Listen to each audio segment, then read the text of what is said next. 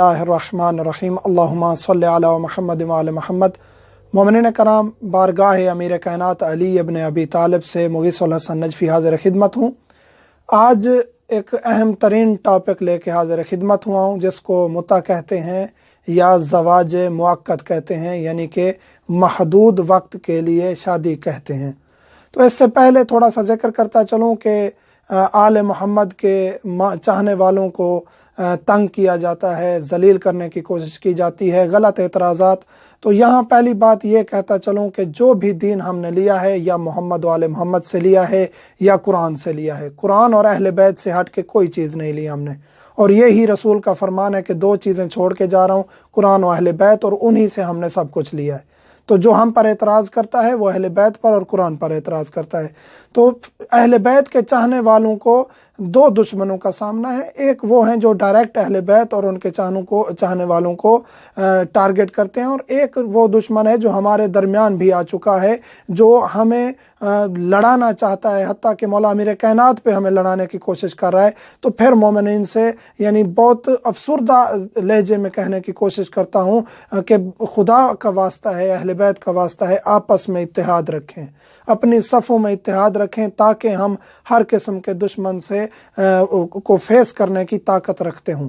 तो हम अहले बैत के चाहने वाले हैं, हम अहले बैत के नाम पे लड़े नहीं, अहले बैत के नाम पे मुत्तहिद हूँ। तो आज हम जिक्र करेंगे कि मुत्ता क्या है और मुत्ता के अहकामात क्या हैं। कुरान करीम की आयत है सूरत निसा की, फमस्तमतअतुम बिही मिनहुन्ना फअतूहुन्ना उजूरहुन्ना।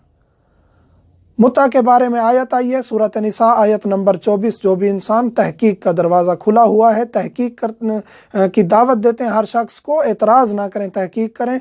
कुरान की आयत यह है कि जब आप ये यानी रसूल करीम ने भी असहाब को कहा कि आप निकाह दायमी नहीं कर सकते, आपकी मजबूरी है, तो आप मुअक्कतन किसी के साथ निकाह करें और उनको हक महर दें, उनकी उजरत दें।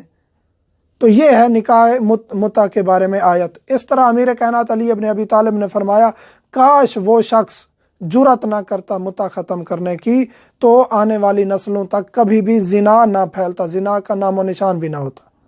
तो आजकल का दौर तो वैसे भी फहाशी में बहुत आगे चला गया है, नेट का दौर है, बहुत मुसीबतें फैल गई हैं। तो आज तो ज़िना आम हो चुका है। अगर अमीर कायनात के फरमान पर और अहले बैत के फरमान पर अमल किया जाता और कुरान को देखा जाता, कुरान की वाज़ेह तरीन आयत है, तो आज ज़िना ना होता। मुत्ता ज़िना नहीं है, मुत्ता में इद्दत है, इद्दत गुजारनी होती है ख़ातून को। बाकी निकाह की शराइत है मुत्ता में, एक छोटा निकाह है लेकिन शराइत उसमें वही है, सीगा भी पढ़ा जाता है, हक महर भी दिया जाता है, इद्दत भी गुजारी जाती है। जो गलत एतराज़ करते हैं कि एक एक खातून मुख्तलिफ मर्दों से मुत्ता एक टाइम करती है, ऐसा नहीं है, ये कंसेप्ट बिल्कुल गलत है।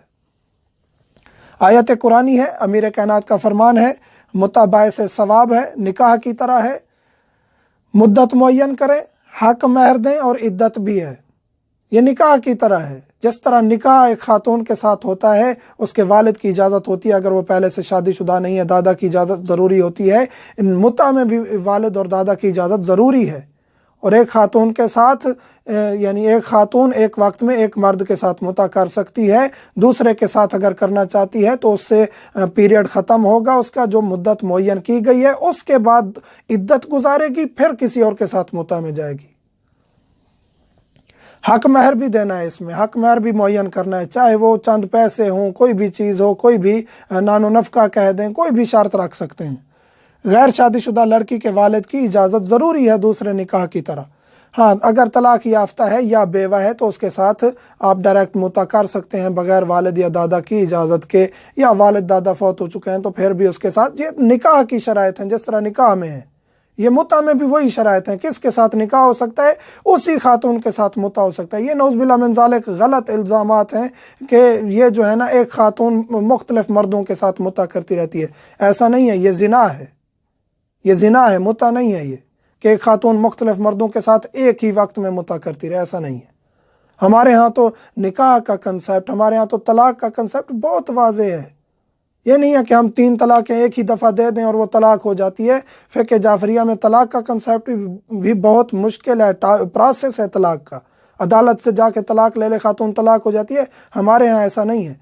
یہ ہم دعوت دے رہے ہیں فکر کی کہ جو اعتراض کرتے ہیں ان کو چاہیے کہ اعتراض کرنے کی بجائے تھوڑا سا اسٹڈی کریں کہ کن اصحاب نے متع کیا، کن لوگوں نے متع کیا، عبداللہ بن زبیر نے کس کے ساتھ متع کیا۔ یہ ہم فکر دے رہے ہیں، ایک سوچ دے رہے ہیں کہ متع ختم نہیں ہوا، آیت بھی موجود ہے، روایات بھی موجود ہیں، حدیثیں بھی موجود ہیں، یہ ایک نکاح کی طرح ہے۔ اس میں صیغہ پڑھا جاتا ہے، یعنی طے کریں گے، جو لڑکا لڑکی متع کر رہے ہیں اس میں طے کریں گے، حق مہر معین کریں گے اور اپنا پیریڈ معین کریں گے، 1 دن، مہینہ، سال، 2 سال پیریڈ معین کر کے، حق مہر معین کر کے پھر صیغہ پڑھیں گے۔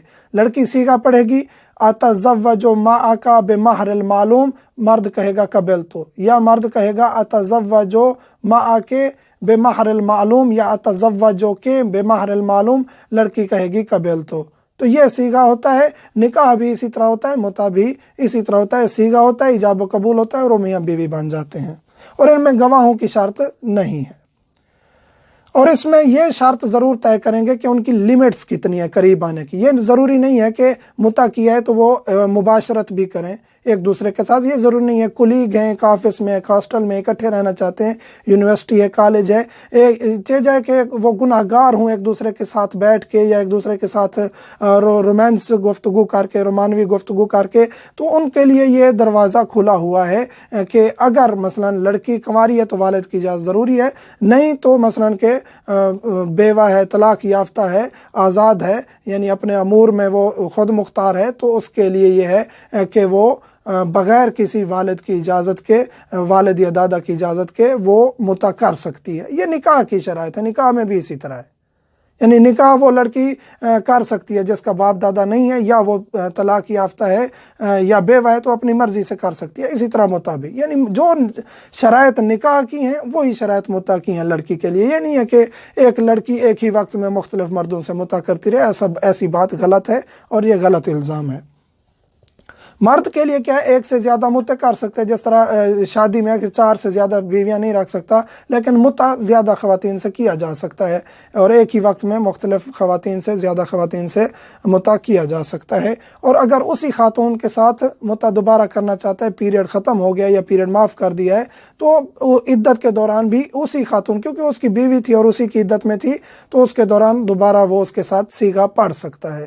تو یہ تھے متع کے احکام۔ متع میں 2-3 کنسیپٹ بہت ضروری ہیں، ریپیٹ کر دیتا ہوں۔ پہلی بات یہ ہے کہ یہ ثابت ہے شریعت میں، یہ ختم نہیں ہوا، آج بھی باقی ہے، متع کیا جا سکتا ہے۔ لڑکی کی وہی شرائط ہیں جو کہ نکاح میں ہیں، والد کی اجازت ضروری ہے، اور اس کے بعد وہ میاں بیوی بن جاتے ہیں، اور وہی خاتون ایک مرد کے علاوہ دوسرے مردوں کے ساتھ ایک ہی وقت میں متع نہیں کر سکتی، اور یہ زنا والا کنسیپٹ غلط ہے، یہ بھی نکاح کی طرح ہے، اور اللہ اور اس کے رسول نے یہ دیا ہے ہمیں، ہم کیونکہ اہل بیت کو چاہنے والے ہیں، قرآن اور اہل بیت سے ہم نے لیا ہے درس، کسی اور سے نہیں لیا۔